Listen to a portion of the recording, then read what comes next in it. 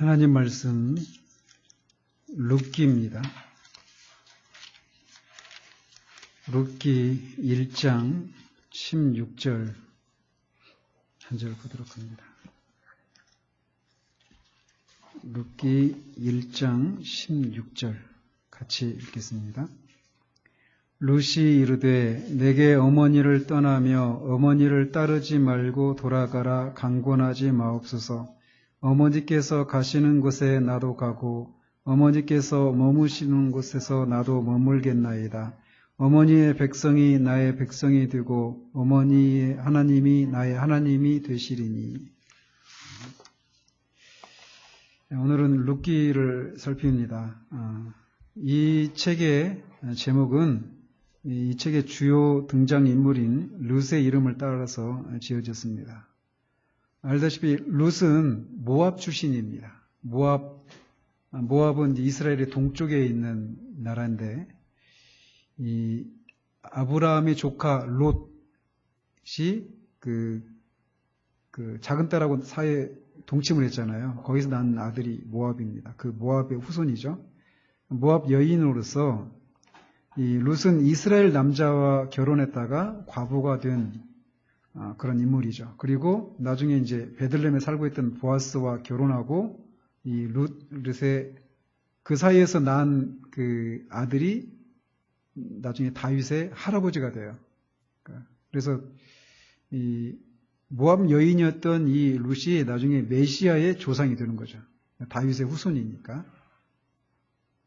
근데 성경에는 룻기를 누가 기록했는지 이렇게 나와 있지 않는데 랍비 전승에 의하면 사무엘이 룻기의 저자다 이렇게 주장하는데 그렇게 볼 수가 없는 것이 사무엘은 다윗이 실질적으로 왕이 되기 이전에 죽었거든요. 그리고 이렇게 룻기 나중에 그 4장 17절에서 22절 보면은 저자가 이 책을 기록할 당시에 다윗이 이미 왕이 되었다라고 하는 사실을 이렇게 넌지시 암시하고 있어요. 근데 사무엘은 다윗이 실질적인 왕이 되기 전에 죽었거든요.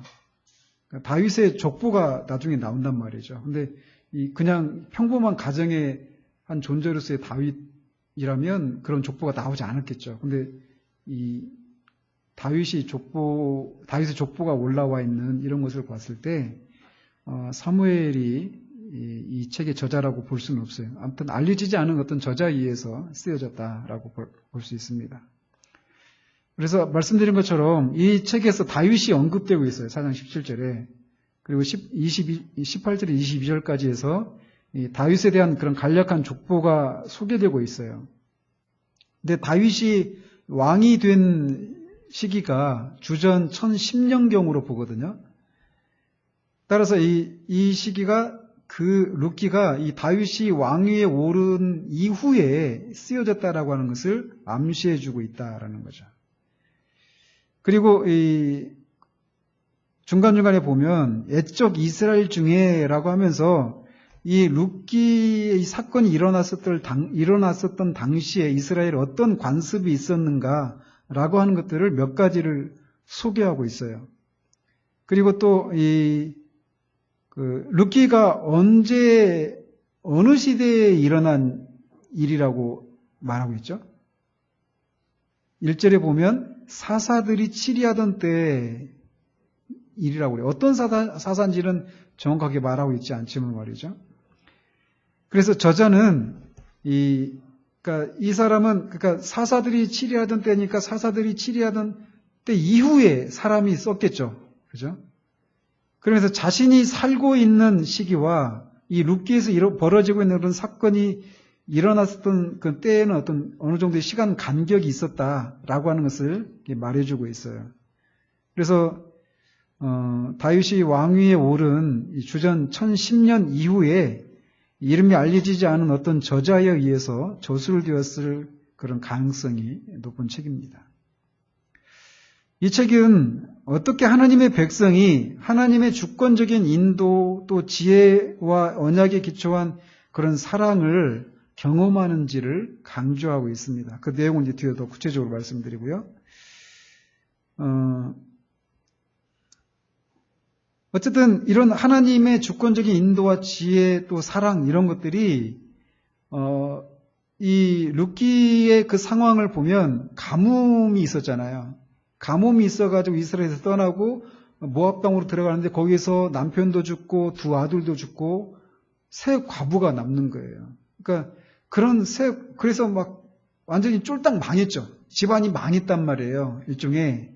그런데 그런 속에서 하나님이 어떻게 그들을 인도하시고 또 하나님이 그들을 향해서 어떤 사랑을 베푸시는지, 그리고 또 본인들도 그렇게 고난을 받고 있는 그런 새 과부들 사이에서도, 그리고 또 보아스를 통해서도 그렇게 서로 그 긍휼을 또 사랑을 베푸는 그런 것이 어떤 모습으로 드러나는지, 이런 것들을 독자들에게 전해주고 있는 책이다라고 할 수 있습니다. 룻기는 비록 여기에는 주된 얘기는 룻의 가족의 얘기들이 나오죠. 그렇지만 룻의 그 가족에게만 그 관심을 두고 있는 것이 아니라 이스라엘 전체에 관심을 두고 있다라고 하는 것을 알 수 있습니다. 예를 들어서 신발을 기업 물을 자가 나 기업 안 물을래 라고 말하면 그 표로 신발을 벗는, 근데 그런 풍습이 룻 가문에만, 베들레헴에만 있었던 풍습이 아니라 이스라엘 전체에 있었던 풍습이다, 이렇게 언급하거든요. 그래서 그뿐만 아니라 또 베들레헴에 있는 이제 백성과 장로들이 보아스가 이제 룻과 결혼하는 이런 것을 이렇게 축복하면서 룻을, 이스라엘을 세운 라헬과 레아 갈 길을 비는 거, 이런 것도 이 저자의 관심이 룻이라고 하는 그 사람의 그 속한 가정에만 관심이 있는 것이 아니라 이스라엘 전체에 관심을 기울이고 있다라고 하는 것을 말해주고 있다라는 것입니다. 주전 930년경에 이스라엘이 이제 12지파의 그 이스라엘이 이제 10지파의 북이스라엘과 2지파의 남유다로 이렇게 나뉘잖아요. 그래서 이 룻기는 두 나라가 한 나라로 다시 통일되기를 바라는 의도에서 저술되었을 것이다라고 이렇게 얘기하고 있습니다. 원래는 하나였다라는 것이죠. 룻기에서 전개되는 이런 이야기들은 사사시대에 일어난 사건들을 다루고 있습니다. 즉 이스라엘의 왕이 세워져서 통일된 이스라엘을 다스리게 되는 그런 시기 이전에 일어난 사건들이에요. 그래서 이 책은 다윗의 조상이 될 사람들을 하나님이 자신의 자비로운 섭리로 이끄시는 것을 설명해 주고 있어요. 그리고 그런 것을 통해서 장차 이스라엘의 왕이 될 다윗이 태어난다라고 하는 것을 알려주고 있습니다. 그리고 이 책의 내용을 간략하게 정리를 해보면요. 이 사사들이 다스리던 시대에 엘리멜렉이라고 하는 사람이 자기 아내 나오미와 말론, 기럐이라고 하는 두 아들을 데리고 기근 때문에 이제 베들레헴에 떠나서 모압 땅으로 들어가는 이야기로 시작이 됩니다. 그래서 모압에 들어가서 거기서 남편이 죽어요. 남편 엘리멜렉은 죽고 또 첫째 아들과 둘째 아들 말론과 기럐이 모압 여인 이 룻과 오르바라고 하는 여인과 결혼을 합니다. 각각. 그런데 10년이 되었을 때 이 두 아들마저도 남겨진 아들이 없이 그냥 둘 다 죽어버리고 3명의 과부만 남게 되는 것이죠. 그런 상황에서 이제 하나님이 베들레헴에 이스라엘에 하나님께서 긍휼을 베풀어 주셨다. 그래서 기근이 멈췄다라고 하는 소식을 듣고 나오미가 베들레헴으로 돌아가려고 결심하는데 그때 이 두 며느리 오르바하고 룻 이 둘이 있는데 같이 따라가겠다고 나섭니다. 그런데 이제 만류하니까 오르바는 모압 땅에 남고 룻은 우리가 읽은 것처럼 계속해서 나오미를 따르겠다라고 하면서 같이 들어오는 것이죠. 그게 이제 1장에서 있는 내용들이에요. 그 2장에서는 그렇게 베들레헴으로 돌아온 다음에 룻이 밭으로 이삭을 주우러 나가는데 그 밭이 마침 이 시아버지 아비멜렉의 가까운 친척이었던 보아스라고 하는 사람의 밭이었습니다. 그래서 거기서 이삭을 줍는 그런 장면이 나와요. 그리고 3장에서는 나오미가 이 보아스라고 하는 사람이 자기의 그 기업을 물을 그런 자격이 있는 친족이라는 사실을 알게 되죠. 그리고 자기 이제 며느리에게 이 보아스에게 가서 이제 결혼을 청할 것을 이렇게 얘기하죠. 그리고 이제 보아스가 그 청을 받아들여서 기업을 물을 생각을 하는데 자기보다 앞선 이 순위에서 기업을 물을 그런 책임을 이제 자기가 두 번째 순위여서 앞선 사람에게 기업을 물을 거냐, 물으니까 그 사람이 손해날 것 같으니까 기업을 물으지 않겠다 하고 이제 결국은 보아스하고 결혼을 하는 거죠. 그런 내용들이에요. 겉으로 드러난 내용들. 그리고 그 사이에서 보아스와 룻 사이에서 다윗의 할아버지인 오벳이라고 하는 아들이 납니다. 그리고 오벳은 나중에 이새를 낳고 이새가 다윗을 낳는 거예요. 이게 이제 룻기 전체적인 내용입니다. 근데 실제적으로 보면 룻기에서 보면 이 나오미와 보아스에 비해서 룻이 말을 더 적게 합니다. 그러니까 룻의 대사가 영국으로 치면 대사가 더 짧아요. 짧게 나와요. 나오미와 보아스가 더 많아요. 그럼에도 불구하고 룻의 이야기가 이 룻기에 초점이 맞춰져 있어요. 그러면서 오늘 읽었던 그 본문처럼 룻이 시어머니 나오미와 평생 동안 함께 지내겠다라고 말을 합니다. 그러면서 17절에 어머니께서 죽으시는 곳에서 나도 죽어 거기 묻힐 것이라. 만일 내가 죽는 일 외에 어머니를 떠나면 여호와께서 내게 벌을 내리시고 더 내리시기를 원하나이다. 이렇게 말하면서 룻은 자기가 태어나고 자란 모압 땅을 뒤로 한 채 나오미와 함께 유다 지역으로 들어옵니다. 그리고 이 나오미에게 먹을 것을 제공하기 위해서 룻이 애를 써요. 그러면서 이제 밭에 나가서 이삭을 줍고 또 그 이삭을 줍는데 우연찮게도 보아스의 밭으로 또 그 밭으로 가게 되고 그런 것이 이제 계속 이어져서 결국 이제 말씀드린 것처럼 이 다윗의 조상인 그 오벳을 낳게 되고 이 룻은 결국은 이 메시아의 족보에 올라가는 그런 일이 이제 일어나는 거죠. 룻기는 이런 이야기로 이렇게 되어져 있어요. 그래서 룻기는 이 성경 안에 들어있는 이 고전적인 사랑 이야기다라고 할 수 있습니다.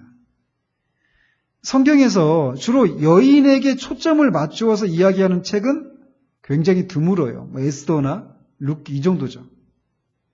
그런데 룻기의 이야기에서 주인공이 여인이고 그 이야기의 초점도 이 여인의 삶에 맞추어져 있습니다.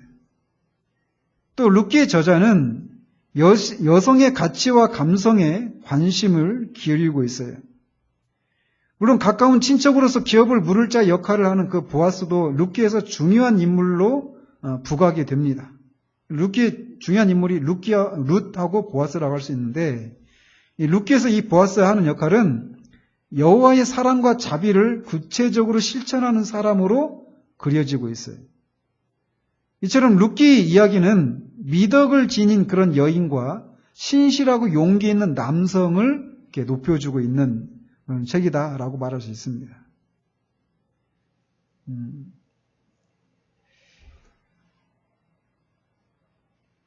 그래서 이제 이 룻기의 그 이야기가 전개되는 그런 상황을 보면 U자형의 그런 모습을 그리는 거예요. 그래서 뭐냐면 처음보다 형편이 점점 나빠져요. 그러다 바닥을 치고 결국 이게 더 이제 나중보다 더 처음보다 나아지는 U자형의 이런 스토리로 이렇게 이야기가 전개됩니다. 즉 그래서 연속적으로 일어나는 그런 사건들, 남편이 죽고 두 아들마저 죽어버리는 그런 일들이 10년 안에 일어나는 거예요. 한번 생각해 보십시오. 막 그런 일이 진짜 우리에게 일어난다고 생각해 보세요. 부모가 죽고 또 우리의 자식마저도 막 죽고 그래서 아무 의지할 데 없는 이 고향 땅도 아니고 이방 땅 모압 거기에서 외국 땅에서 남편도 잃어버리고 자식도 잃어버리고 아무런 것이 없는 그런 처지에 있는 나오미 그리고 또 그런 의지할 것이 없는 나오미를 따르는 룻 얼마나 처량한 처지 가운데 있어요. 그런데 그렇게 점점 이 더 비극적이고 어려운 그런 시면으로 내려가는 일들이 있어요. 그런데 그런 것들이 하나하나 그런 장애가 제거되고 결국은 행복한 결말을 향해서 이렇게 이야기가 전개되는 그런 모습들이 이제 주를 이루고 있다는 것이죠. 그러면서 이제 여기서 이제 주로 나오는 그런 그 중심적인 개념은 사랑이라는 거예요. 또는 자비라고 하는 그런 개념입니다. 먼저 룻은 자기의 시어머니 나오미에게 구체적인 사랑을 보여줘요. 오르바도 처음에는 어머니를 따르겠다고 했잖아요. 그렇지만 결국은 따르지 않았어요. 그런데 룻은 자기 시어머니를 죽을 때까지 따르겠다. 어머니가 가는 곳에 난 끝까지 따르겠다라고 하면서 따르는 거예요. 그러니까 룻이 무엇인가를 시어머니한테서 무엇인가를 기대하고 이렇게 되어질 것을 기대하고 따른 게 아니었단 말이에요. 아무런 의지할 데가 없는 거예요. 그런데 어머니를 향한 사랑으로 외국 여인이 룻의 입장에서는 외국이잖아요. 또 이제 이스라엘이 거기에 가는 거예요. 어머니를 향한 사랑 때문에. 그리고 이 시어머니를 돌보기 위해서 룻은 주저하지 않고 가족을 떠나고 시어머니를 봉양하기 위해서 밭에 나가서 이삭을 줍는 이런 일들을 마다하지 않는 거예요. 이런 식으로 룻은 그렇게 이 자비를 자기 시어머니에게 자비를 베푸는 이런 모습이 나타나요. 마찬가지로 보아스도 마찬가지입니다. 보아스도 룻에게 자비를 구체적으로 나타냅니다. 보아스는 룻을 기꺼이 맞이하고 자기 밭에서 이삭을 줍게 하고 음식을 제공해주고 나중에는 기업 물을 자의 역할을 구체적으로 감당을 하고 룻과 결혼을 합니다.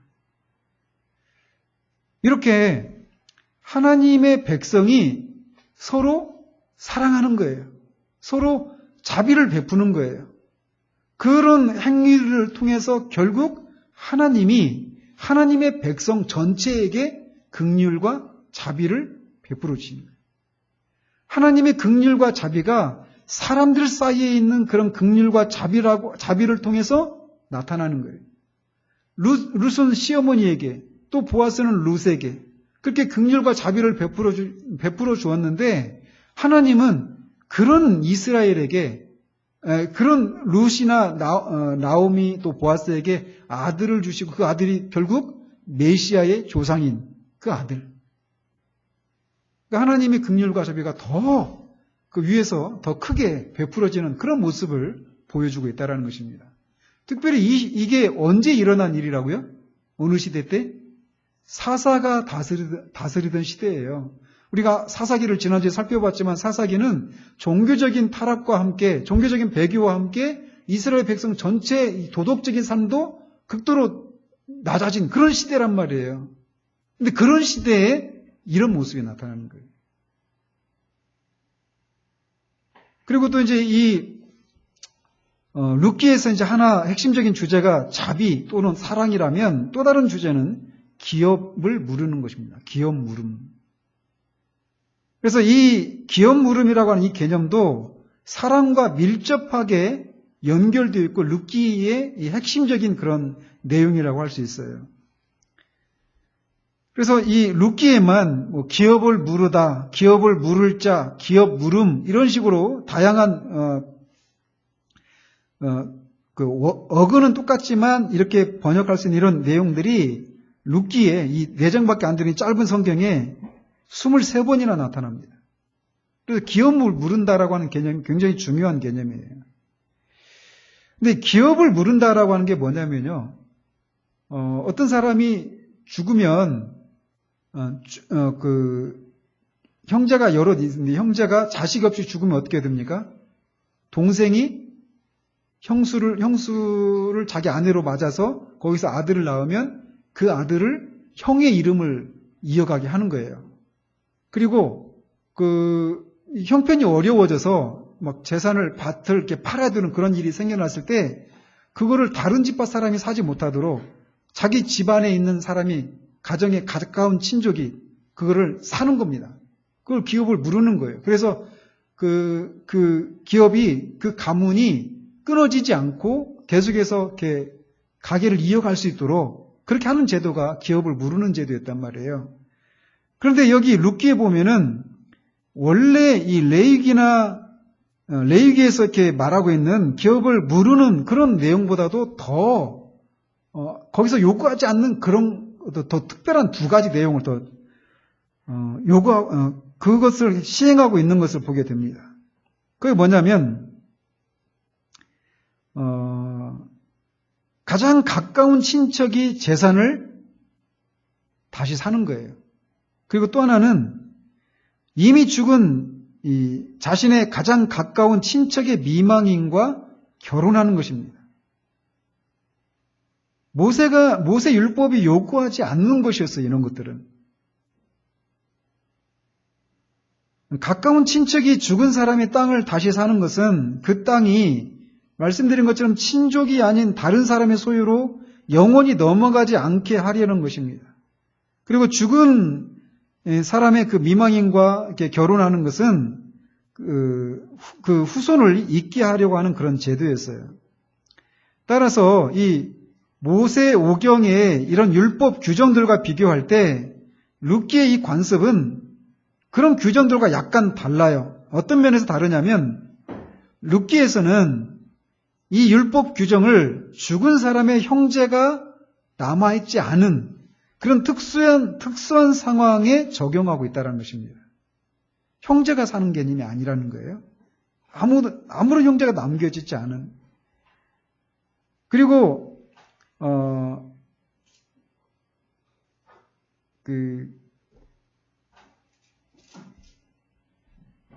가장 가까운 친척은 아니었지만 그 다음으로 가까운 친척인 보아스가 나오미에게서 땅을 삽니다. 그리고 룻과 결혼해서 오벳을 낳고 나중에 오벳은 나오미에게서 산 엘리멜렉의 땅을 기업으로 물려받게 돼요.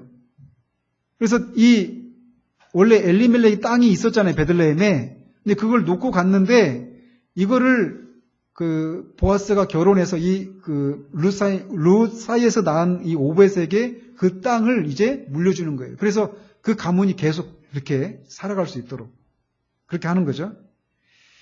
그래서 보아스가 엘리멜렉의 땅을 무르고 룻과 결혼하자 자녀가 없었던 룻과 나오미의 이 절망적인 상황이 곧바로 바뀝니다.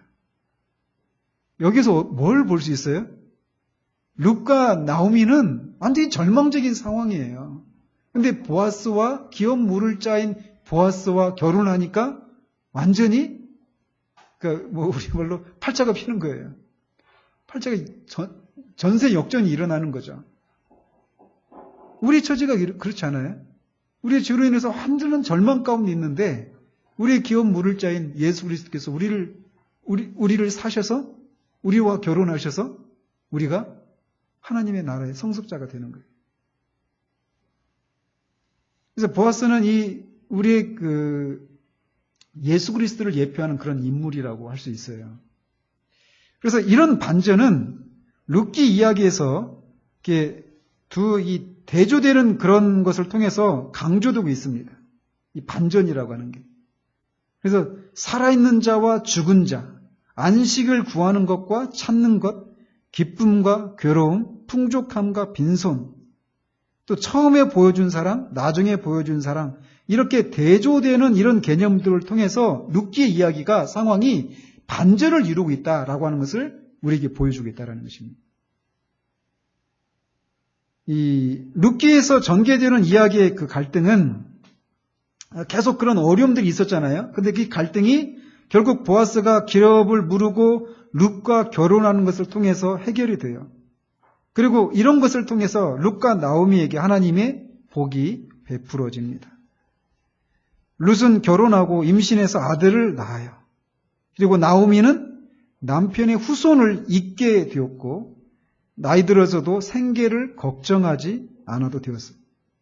이 아들이 이제 봉양을 하게 되니까.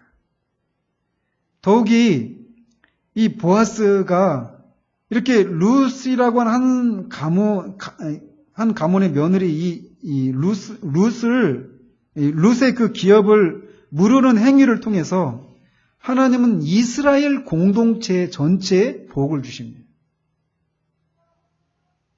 즉 라헬과 레아 같고 유다의 집과 같은 이런 복을 그렇게 축복을 하잖아요.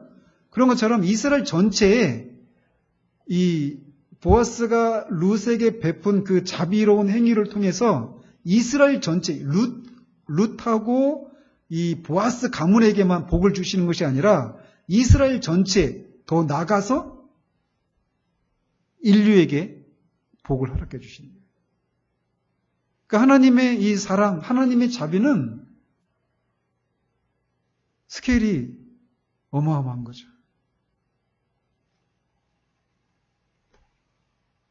그래서 이 구원사적으로 보면 룻은 이방 여인이었지만 다윗의 조상이 되었습니다. 이처럼 룻은 장차 그리스도의 구속사역으로 말미암는 하나님의 복이 모든 나라들에게 임한다라고 하는 것을 미리 보여주는 인물이에요. 어떤 면에서 그래요? 모함 여인이잖아요. 그러니까 하나님의 복이 모든 나라들에게 임한다. 이게 어떤 언약이죠?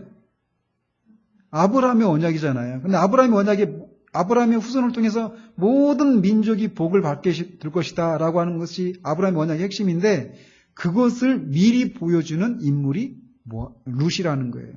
모함 여인이 메시아의 조상이 됩니다.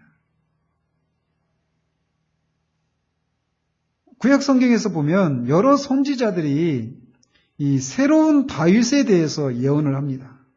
그래서 예레미야, 또 예스겔, 호세아, 스가랴 이런 선지자들이 한결같이 새로운 이 다윗에 대해서 얘기를 하고 있어요. 이를테면 예레미야 같은 경우에 그날 그때에 내가 다윗에게 한 공의로운 가지가 나게 하리니 그가 이 땅에 정의와 공의를 실행할 것이라. 여호와께서 이와 같이 말씀하시니라. 이스라엘 집의 왕위에 앉을 사람이 다윗에게 영원히 끊어지지 아니할 것이며. 이 예레미야가 활동하던 시대가 언제입니까? 유다가 망하기 전이에요. 이제 바벨론에서 심판을 받기 전에 하나님이 예레미야를 통해서 이렇게 예언하시는 거예요. 다윗의 왕위에 영원히 그 보좌가 끊어지지 않게 될 것이다. 그래서 그 다윗이 그 공의와 정의로 다스릴 것이다. 이런 말씀을 하시거든요. 또 예스겔 선지자를 통해서 이렇게 말씀하셔요. 내 종 다윗이 그들의 왕이 되리니 그들 모두에게 한 목자가 있을 것이라. 그들이 내 규례를 준수하고 내 율례를 지켜 행하며. 또 호세아 선지자를 통해서는 그 후에 이스라엘 자손이 돌아와서 그들의 하나님 여호와와 그들의 왕 다윗을 찾고 마지막 날에는 여호와를 경외함으로 여호와 그의 은총으로 나아가리라. 또 스가랴서에도 보시면 좀 긴데 스가랴서에는 또 이렇게 예언을 하고 있어요. 여호와가 먼저 유다 장막을 구원하리니 이는 다윗의 집의 영광과 예루살렘 주민의 영광이 유다보다 더하지 못하게 하려 함이니라. 그날에 여호와가 예루살렘 주민을 보호하리니 그 중에 약한 자가 그날에는 다윗 같겠고 다윗의 족속은 하나님 같고 무리 앞에 있는 여호와의 사자 같을 것이라. 예루살렘을 치러 오는 이방 나라들을 그날에 내가 멸하기를 힘쓰리라. 내가 다윗의 집과 예루살렘 주민에게 은총과 간구하는 심령을 부어주리니 그들이 그 찌른 바 그를 바라보고 그를 위하여 애통하기를 독자를 위하여 애통하듯 하며 그를 위하여 통곡하기를 장자를 위하여 통곡하듯 하리로다. 이렇게 예레미야, 에스겔, 호세아, 스가랴라고 하는 선지자들을 통해서 새로운 다윗에 대해서 예언하는데 그 내용이 뭐냐면 새로운 다윗이 이스라엘을 다스릴 것이고 또 이방 민족들은 이 민족들을 이 자비가 넘치는 자신의 나라로 불러들일 것이다라고 하는 그런 내용들이었어요. 근데 이런 내용들이 이제 예언이 되는데 이런 선지자들의 이런 기대는 다윗의 자손인 예수 그리스도를 통해서 성취가 됩니다. 그래서 신약에도 이제 그 아브라함과 다윗의 후손 예수의 족보라 하면서 시작이 되는 거죠. 그리고 또 사도행전에 보면 다윗을 왕으로 세우시고 증언하여 이르시되 내가 이새의 아들 다윗을 만나니 내 마음에 맞는 사람이라 내 뜻을 다 이루리라 하시더니 이렇게 하나님이 약속하셨는데 하나님이 약속하신 대로 이 사람의 후손에서 이스라엘을 위하여 구주를 세우셨으니 곧 예수라. 예수 그리스도 안에서 다윗에 대해서 예언했던 그 약속이 성취되었다라고 사도행전에서 말하고 있습니다. 또 그의 아들에 관하여 말하면 육신으로는 다윗의 혈통에서 나셨고 성결의 영으로는 죽은 자들 가운데서 부활하사 능력으로 하나님의 아들로 선포되셨으니 곧 우리 주 예수 그리스도시니라. 다윗에 대해서 선지자들을 통해서 하나님이 예언하셨던 그 모든 것이 예수 그리스도 안에서 성취되었다라고 하는 것을 보여주고 있어요. 근데 다윗에 관한 그런 예언이 예수 그리스도를 통해서 성취가 되었는데 그 다윗의 조상인 다윗의 그 조상이 모압이 다윗의 조상이 되었다라는 거예요. 그래서 모압 여인이 예수 그리스도의 조상이 되어서 결국 아브라함을 통해서 약속하신 그 약속이 성취될 것을 미리 이렇게 보여주는 그런 역할을 하는 사람이 룻이 되었다라는 것입니다. 예수 그리스도를 통해서 선포되는 복음은 이전에 이미 아브라함에게 주어졌습니다. 즉 말씀드린 것처럼 아브라함의 자손을 통해서 모든 나라들이 복을 받게 될 것이다. 이렇게 아브라함에게 약속을 해주셨는데 그 약속이 예수 그리스도를 통해서 온전히 성취되었어요.